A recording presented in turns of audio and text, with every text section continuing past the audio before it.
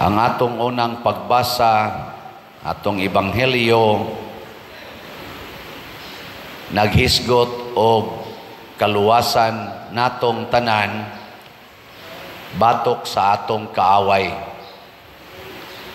Nya kining maong kaaway buntogon sa atong manluluwas nga gipakatao sa mahal nga Birhen Maria, o ang nag-una niya mao si Juan nga magbubunyag. 2,000 years ago nataw kining maong manluluwas og mibuntog sa atong kaaway nga magdala kanato ngadto sa landong sa kamatayon. Kumusta naman ron? Naa pa mo'y kaaway o wa na? Lingi ay mong tupad. Naa pa kay kaaway? Naawa. Wa nagay klaro. Kining atong kaaway nga gihisgutan, usa ni kakaaway nga wa say kamatayon. Sige ra gid tag away ani hangtod sa katapusan sad sa kalibutan. Mao na ang ato sang kaluwasan, ang naghatag sa kaluwasan, wa say kamatayon.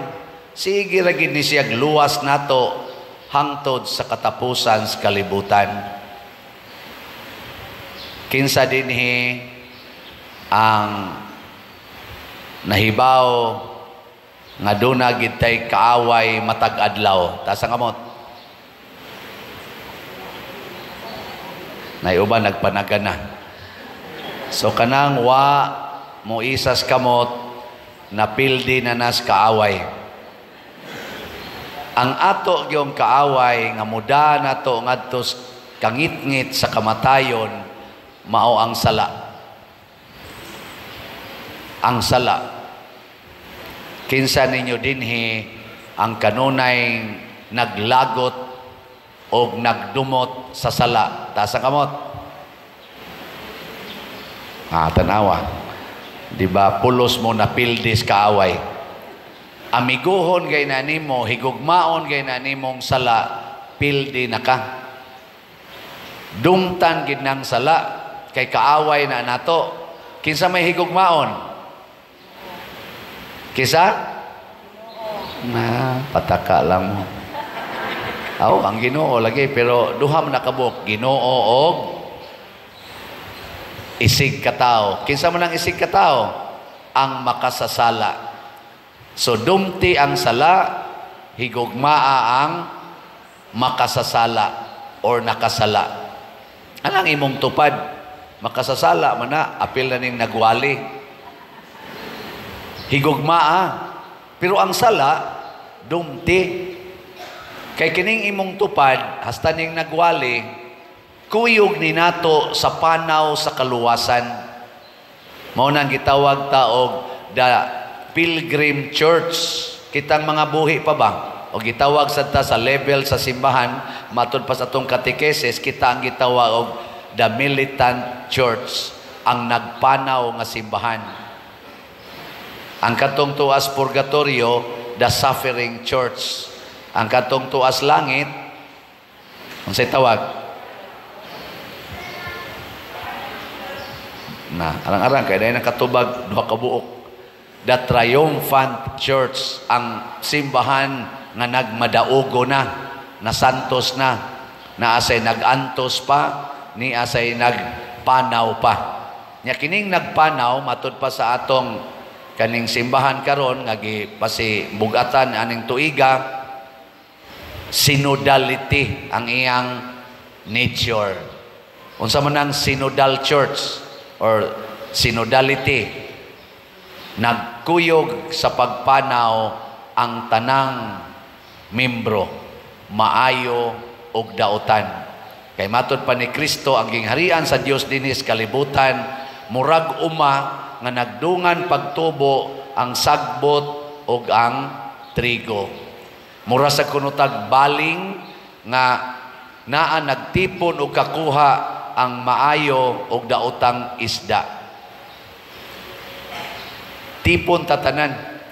Muna, kuyog itang tanan. Muna, mga sugo sad ni Hesus, pag-anhin niya sa kalibutan, sukwahi kayos na andan ni atong panahona. Kaya mga piniling katawhan sa Dios, katong mga Israelita, hangtod gani karon, mga Hudiyo, kusog kay silang mo reject. Kanang mga prostitutes, kanang mga tax collectors, kanang mga public sinners, apil na ng mga masakiton, sama ng gisangla. Di na nila pasudlon dinhi sa kanang ilang worship, sa sinagoga, sa templo, di na kasud. Adto ra ginaslayo. Nya kinsa sadtong mga leaders or mga membro nga makasud sa worship, nya muhikap aning prostitute, muhikap aning sanlahon, labi na gyud makig-istorya-istorya, makigkuyog-kuyog sa mga makasasala, i-reject na pud na nila. Pero pag-abot ni Hesus, nakig-inom siya sa mga palahubog, nakigsaw siya pangaon sa mga tax collectors, kuyog siya sa mga prostitutes, hikap siya sa mga sanlahon, iyang gipang-ayo ang mga sanlahon. Ayaw man kung tutukan. Nga naman, kay ang tinuod nga kaaway, wa diha sa imong isig kataw, ang tinuod nga kaaway mao ang sala. Gilinga imong tupad. Yung nasugod karon, kuyog na ta. Sige, sugod karon, kuyog na ta. Pasabot, kuyog na ta sa panaw sa kaluwasan. Mo nang kaning Pasko na ni kanta ka na bitang wordings nga a ray of hope sa tanang kana na mga choir sa tunang kantaha, a ray of hope sa tisumpay na nagita ng Christian hope na pagitay panultihon, while there is life, there is hope. Pasabot, bisag unsa kang ilad sa tao, nauna ginay puruhan maluwas. Mao sa na ang Ginoo, di gyud mo surrender nato bisag unsa ta ka makasasala, iya gitang sigihan, hatag og kahigayunan hangtod Dios katapusang utong sa atong ginhawa, iya gyung i-offer ang iyang kaluwasan kay gihigugma ta niya. Ang iya ra gyung kontra ang sala. Ang sala. Naroy kontrobersiya kayo nasa atong lungsuranon, gipost na sa nas Facebook ang declaration sa atong Santo Papa nga blessingan na ang mga irregular nga mga relationships, sama anang pulos laki, same sex or pulos babay nga nagtipon, blessingan. Apil na nang nagpuyo-puyo, blessingan. Kanang mga divorcee nga nagtipon, blessingan. Sugot mo na, dili. Perting kubuta na karon. Daghan kayong nireklamo, daghan sang nakauyon, daghan sang nipakpak, yes. Naam ganit dayo gipost dayon, making history.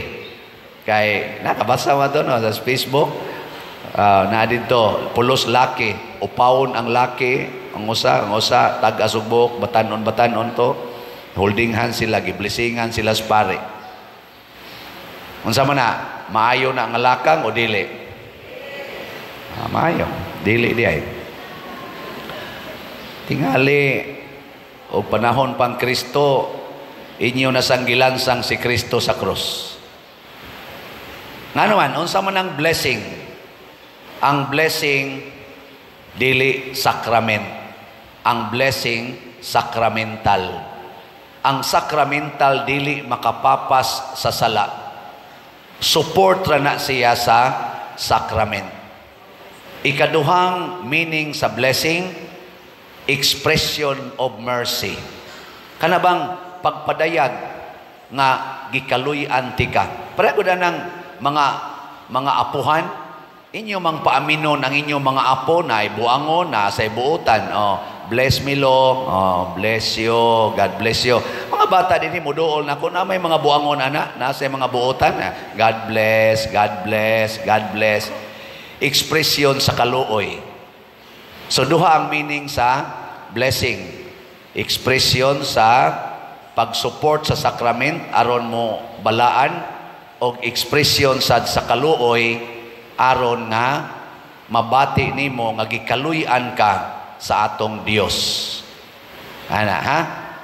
Muna ang blessing. Ang sakramento dili ihatag sa same-sex union, sa mga nagpuyo-puyo, sa mga divorcee nga wala pa gyoy ma-settled ang ilang kinabuhi, o sa nagkabit-kabit. Dili ihatag ang sakramentos kasal. Ang sakramentos kasal mao'y makapapas og sala nga sexual. Pero ang blessing dili makapapas. Nya nganong blessingan man sa simbahan pagpakita nga kuyog tas panaw. Para ko dinhi blessingan mo ana niya may mga buangon dinhi, niya may nagkabit-kabit dinhi. Niya may nagtipon-tipon dinhi pulos babae, pulos laki. Atong blessingan tanan. Hasta pagkalawat dili man maigos kilat kadtong nagkabit-kabit nya mudawat og kuan makakaon man tanan. Ana? Nga naman, kay kauban tas panaw. Ano? Naay nangutana nako, pader, unsay barugana nimo ani nako galagot gyud ko aning deklarasyon na pero namalandong ko. Pagpamalandong nako nakahuna-huna ko sa usa nako kakaila nga dunay 4 ka anak, 2 ka lalaki ug 2 ka babae. Ang usa ka lalaki ug 2 ka babae porting buotana. Ang usa ka laki portig yung adika. Mangawat pa silang balay. Pero naara gyapon gapuyo sa ilang balay. Mukaon ra gyapon sa ilang pagkaon. Mutog ra gyapon, mupahimos gyapon sa tanan nga gipahimuslan aning mga buutan. Gipangutana nako ang mamag papa. Sa inyong gibati sa inyong anak nga adik man kay na ang tulo buutan man kayo. Sus, pader na luoy, gid mi anang among anak. Giingnan, ginaanak kong tulo na ko kaanak. Day, dong ayaw gyud taon ninyo kontrahan ng inyong igsuon kay luoy kay siya. Muna kada ko uli sa ilang igsuon o sa iyang anak, nagikang ni Suyop, nagsigig siya pangga, iyang pakanon, iyang atimanon, pero naghilak ang iyang kasing-kasing. Magto ang iyang luha. Sa pagsigi niya atiman siyang anak, gato ang iyang luha. Kakuha mo? Ang simbahan ingon ana, ang Ginoo ingon ana, ang mahal nga birhen ingon ana, atimanon niya ang tanan, pero duna siya giatiman nga nagsigig kuyog sa yawa, pero adto mo pauli sa iyang sabakan. Iya gyapong atimanon, pero magto ang iyang luha. Kinsa ninyo dinhing mga ginikanan nga mosalikway sa inyong anak nga buangon, wa gyud. No.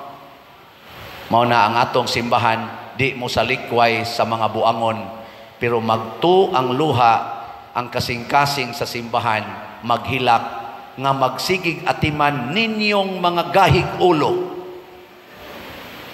Sige lang gyapong tipon-tipon, babae og lalaki, lalaki og lalaki, babae og babae, bisan pag nasayod nga wa na gitugot sa atong Ginoo. Giatiman mo apan gahilak ang atong Ginoo. Gahilak ang mahal nga birhen. Gasigi tagpahimos sa kagrasyas Ginoo apan nagsigig kabit-kabit. Di lang gyapon kabias kabit pero siging pangayo grasyas Ginoo. Muhatag lang gyapon ang Ginoo pero naghilak kay ang grasyas Ginoo gigamit sa pagpakasala. Da, hilom lagi mo. Sige, lingian na imong tupad. Ang di mo lingi, mga buangon. Sige, ingna. Sugod karon, di na nato pahilakon ang Ginoo. Sugod karon, din anato samaran ang simbahan. Sugod karon, magbinuotan na ta. Dili mausab ang gugma sa Ginoo para natong mga buangon, para natong mga makasasala. Blisingan gyapon ta niya, pero kay di man na makapapas og sala, dawato nato ang sakramento og ipahaom nato ang atong kinabuhi aron mudawat sa sakramento. Biyaan ang sala, kay di pwedeng mudawat og sakramento nga maglunang sa sala. Mao na inig pakasal, kumpisal o sa kuha sa mga requirements aron malimpyo ka. Pero dili gani ka magpakasal, magpa-blessing ra ka, buangon ka. O kanang imong kabuang moabot rang panahon nga matod pa sa Ginoo, matod pa ni Kristo, lainon ang sagbot sa mga trigo. Ang sagbot banganon og itambog sa kalayo, samtang ang trigo tigomon sa kamalig. Moabot rang panahon nga guruyon ang baling ngadto sa daplin og hagpaton ang mga isda. Ang mga nindot nga isda isulod sa sudlanan, samtang ibalibag ang mga daotang isda. Kita sad kuyog tas panaw padulong sa kaluwasan, pero matag-o sa nato muatubang og hukom. Ikaw nga nagsigig daan ang sala, tuay butanganan nimo ang kalayo nga way katapusan. Ikaw nga nagdumot sa sala, nya siging higugmas makasasala, bisag naghilak na ka, tuay butanganan ang kalipay nga way katapusan. Sige, katapusang lingi, ingna imong tupad, gusto ko dili ka masunog. Sige, na gusto ko dili ka masunog. Ana, oh, sus kanindot ana. Mao na ang atong kaaway, ato gyong likayan. Ang atong Ginoo, ato gyong sundon og alagaran. Manindog na ta.